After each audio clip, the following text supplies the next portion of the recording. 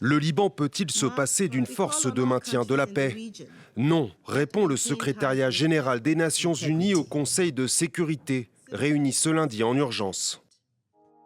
Une présence en uniforme des Nations Unies pour faciliter la désescalade, le dialogue, la liaison, la coordination et le soutien aux forces armées libanaises serait nécessaire.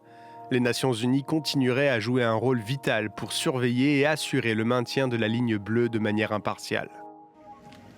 En août dernier, le Conseil de sécurité, sous pression des États-Unis, avait décidé de mettre un terme au mandat des 7600 hommes de la force intérimaire des Nations Unies au Liban, la FINUL, au 31 décembre 2026.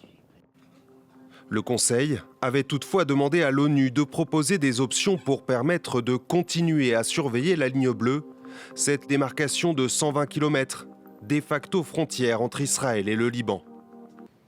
Dans ses recommandations transmises au Conseil lundi, le chef des Nations Unies propose plusieurs options.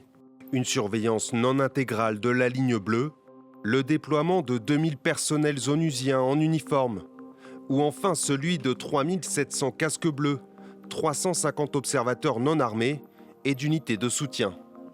Selon plusieurs sources libanaises, Beyrouth, qui s'est engagé à désarmer le Hezbollah, est favorable au maintien d'une présence onusienne.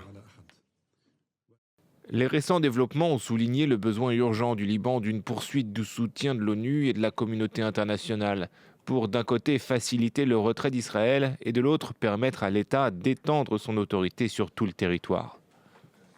Déjà hostiles à la FINUL, les États-Unis de Donald Trump pourraient rejeter une possible nouvelle mission onusienne de maintien de la paix en menaçant de réduire un peu plus leur contribution financière.